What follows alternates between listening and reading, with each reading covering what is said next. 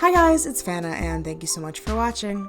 So today I am making a very special doll for a spring collab on Instagram hosted by Leo's Dolls and Crafty Lamb.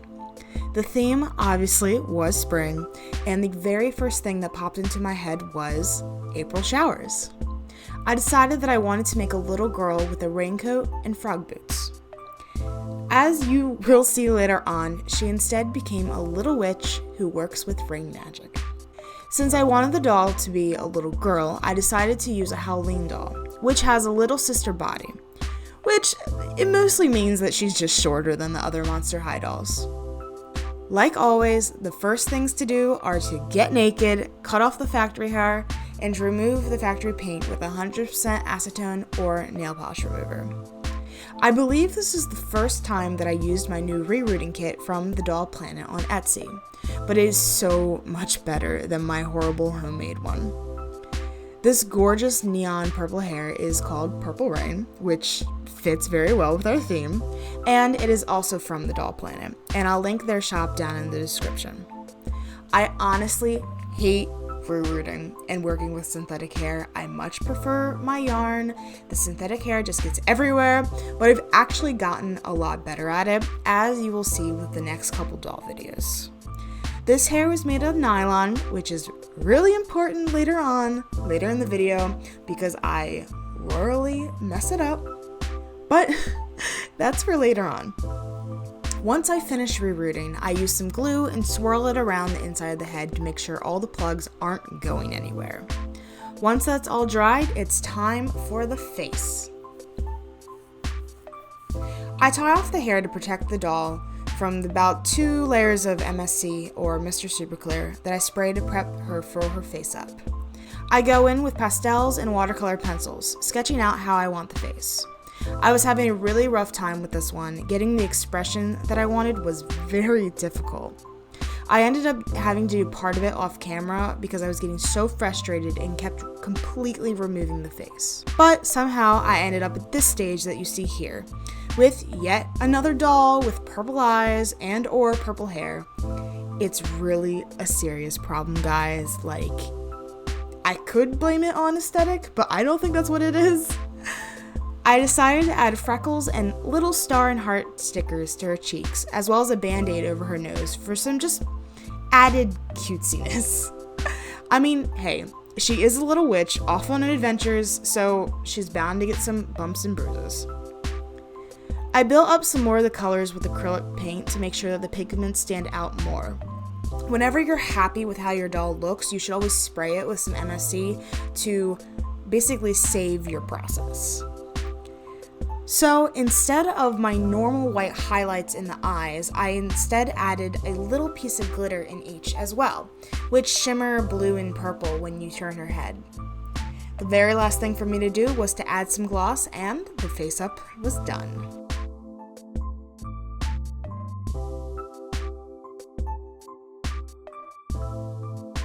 The hair. Oh my gosh, the hair. Here we go. I wanted the witch to have like big fro buns, so I wanted to give her really curly hair using a technique that I did on another doll, where I twisted the hair in on itself in small sections and then secured them with rubber bands. It worked so well on the other doll that I really wanted to try it again here. Please remember, as I stated before, that this hair type is nylon.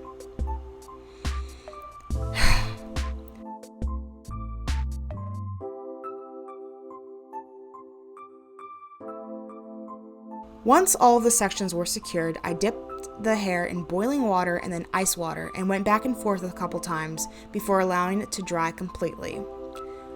But when I took out the hair, I got this tangled, frizzy mess.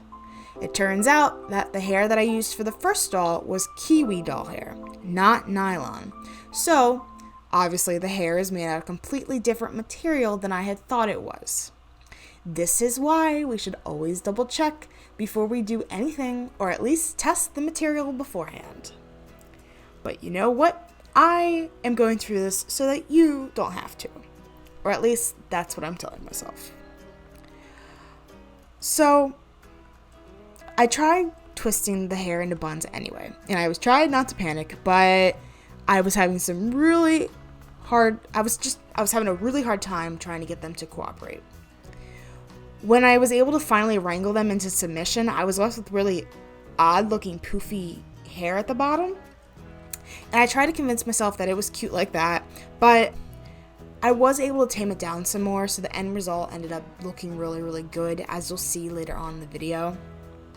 Now it's time for the next screw up, by which I mean the frog boots, which was basically the whole premise of this whole concept, with April showers and a little kid with frog boots, and I somehow messed that up too.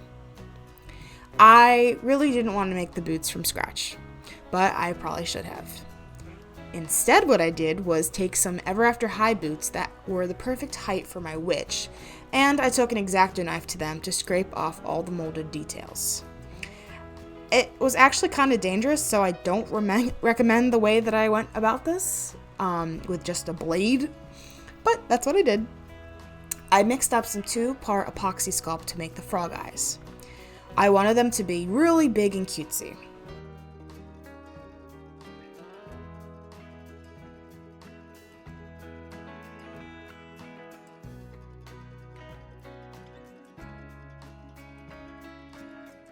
I also hot glued some wire handles to the inside of the boots.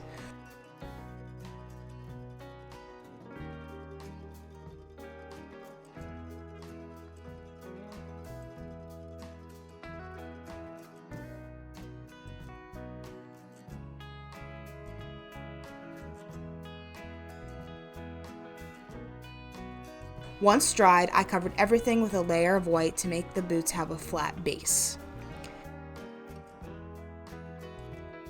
I wanted them to be a bright neon green, but there must be something up with this neon paint that I have because it's really oddly watery, and I needed at least 5 or 6 coats of it to even be remotely the solid green color that I wanted. I added in the rest of the details with acrylic paint, trying to give the eyes like a kawaii feel with some of the colors that I would be using for her outfit.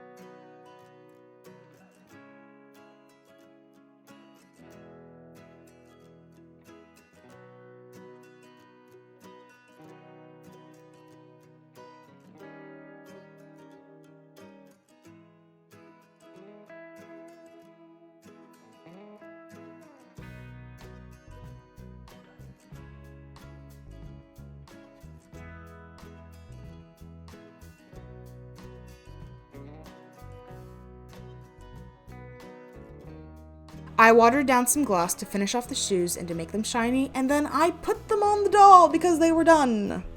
And that's when all hell broke loose. The boots completely fell apart, the eyes broke off, the paint splintered and cracked everywhere, and I had to patch everything while the boots were on the doll itself. So now the boots cannot be removed because I'm kind of terrified to try to move them.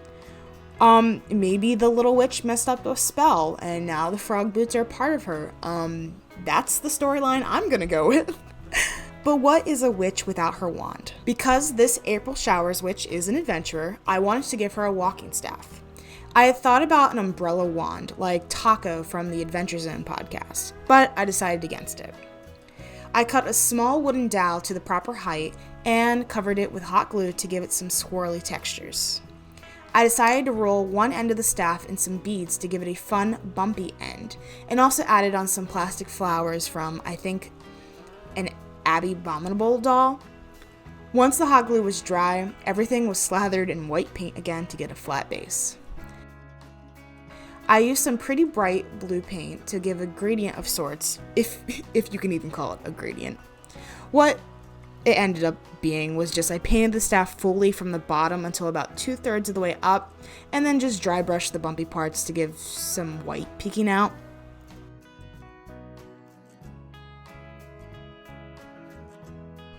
The flowers were painted pink and purple, and I dotted those colors on top of the staff as well. I guess it's like berries or something.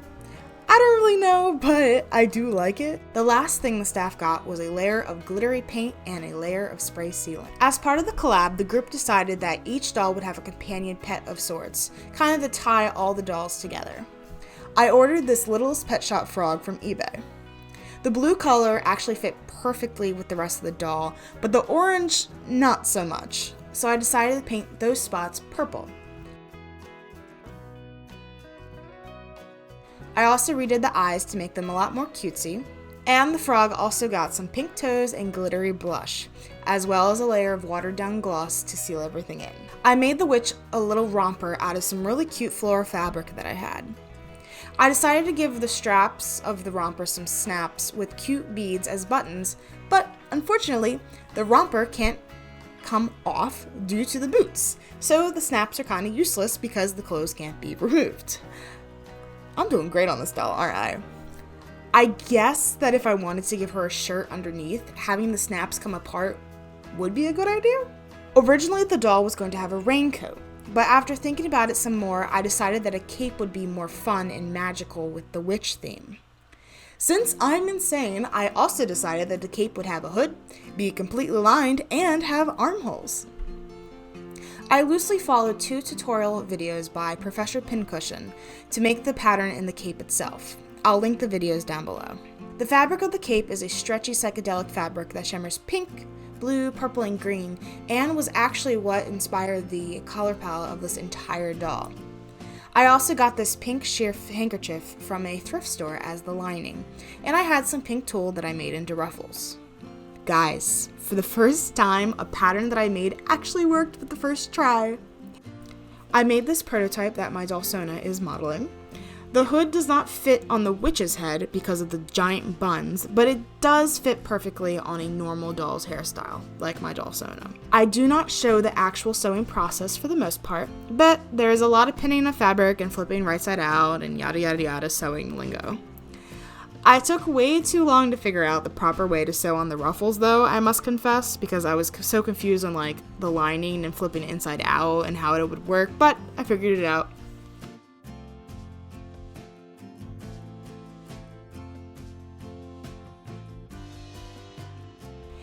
I used the same ribbon from the romper straps to make the ties for the cape.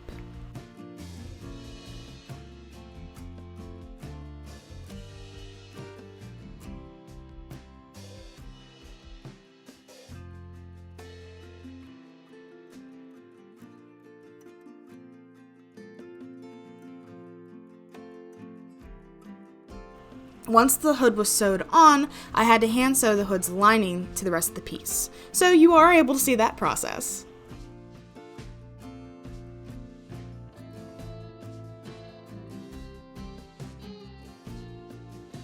But something you don't get to see is how I made the armholes.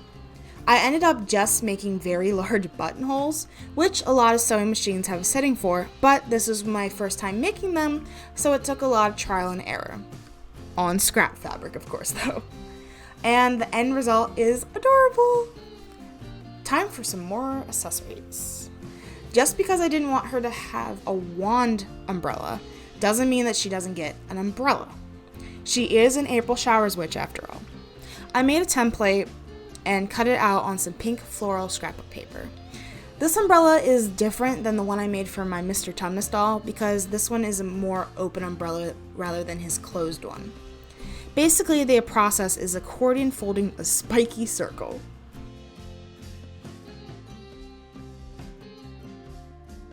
I stuck a kebab skewer in the center and stuck on some cute beads to disguise the sharp point. I made sure to secure everything with glue. I next took some toothpicks to make the framework of the umbrella, which are just purely for appearances. They don't actually make the umbrella fold.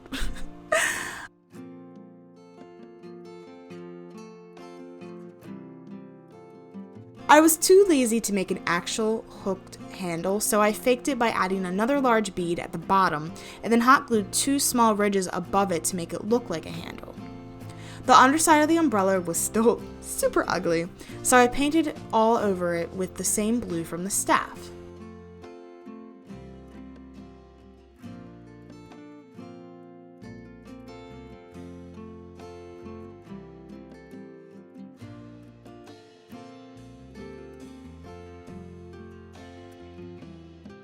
The last thing for the umbrella was to cover the blue with the same glitter paint from the staff, and it was done and so cute! It definitely is not waterproof, but I still love it. As some more added little details, I painted the doll's nails neon green and added some gloss.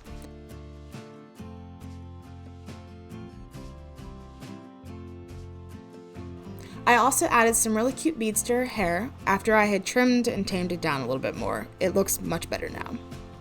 The beads looked like very cute little hair clips. Every witch needs her potions, so I had these little vials that I filled with different colored beads.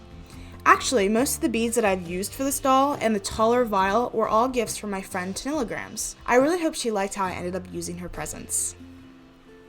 To secure my witch's potions, I braided together some embroidery floss to make a strap and then secured them to the embroidery floss and added some beads so that she has a fun colored thing to hold her potions. Okay, we're finally done and it's time to put her all together.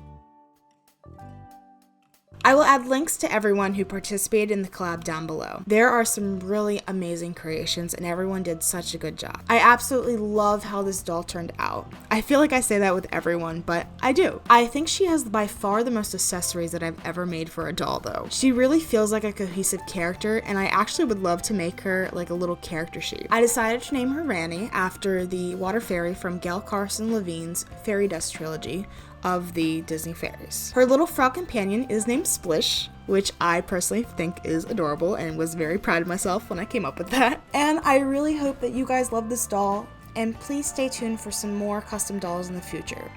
I haven't been posting here on YouTube lately because of various secret swap and collab dolls, but believe me when I say that I have been working on dolls. If you like this video, please give it a big thumbs up and subscribe. Be sure to check out my Instagram story for whips and other fun stuff. I hope you have a phenomenal day and keep being extraordinary. Bye!